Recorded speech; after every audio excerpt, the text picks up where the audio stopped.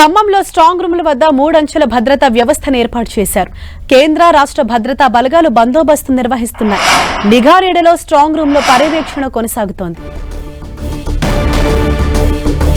Khammam Mahabubabad strong రూమ్లపై మరింత సమాచారాన్ని మా ప్రతినిధి సైదులు అందిస్తారు.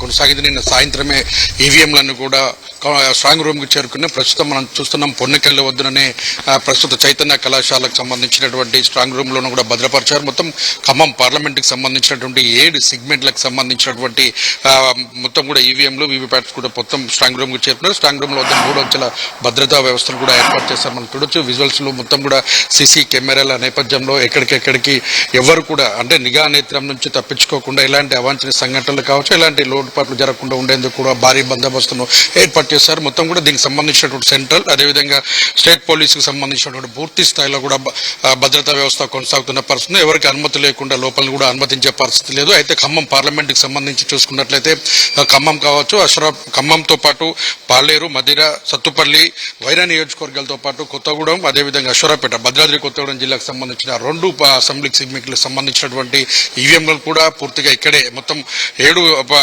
పార్లమెంట్ పరిధిలో అంటే ఒక పార్లమెంట్ పరిధిలో 7 అసెంబ్లీలు ఉంటాయి కాబట్టి మిగతా 2 భద్రాద్రి కొత్తగూడెం జిల్లాకు సంబంధించిన కొత్తగూడెం, అశ్వరాపేట స్టాక్ కూడా ఈవీఎంలు కూడా ఇక్కడ చేరుకున్న పరిస్థితి అయితే ఉంది. మొత్తం స్ట్రాంగ్ రూమ్ లో వద్ద పూర్తిగా భద్రతా వ్యవస్థతో పాటు కౌంటింగ్ సంబంధించినటువంటి ఎవరైతే ఉంటారో దానికి సంబంధించినటువంటి ఇబ్బందులు లేకుండా ఉండేందుకు మొత్తం వాటి కూడా బారికేడ్లను కూడా ఏర్పాటు చేస్తారు. పోలింగ్ రూమ్ లకు అంటే కౌంటింగ్ రూమ్ కి ఎలా వెళ్ళాలి అనే దాని మీద కూడా పూర్తిగా ఇన్స్ట్రక్షన్ ఇస్తున్న పరిస్థితి అయితే కనిపిస్తుంది.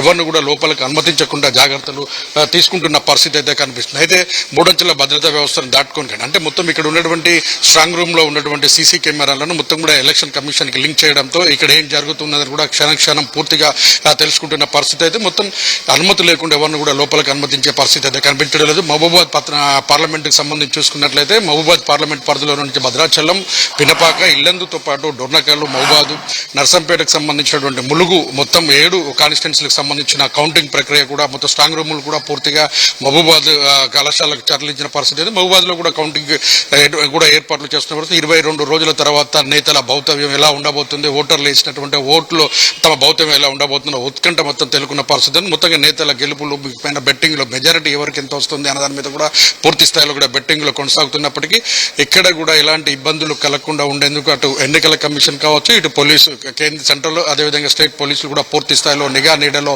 22 రోజుల తర్వాత ఫలితాలు వెలువడుతున్న నేపథ్యంలో ఒక ఉత్కంఠ అయితే నెలకొందని చెప్పుకోవచ్చు. అయితే భారీ బందోబస్తు నడుమ కూడా స్ట్రాంగ్ రూమ్ లో పర్యవేక్షణ కొనసాగుతుందని కూడా చెప్పవచ్చు. కెమెరామెన్ విజయ్తో Saidulu, 10 TV, counting strong room నుంచి.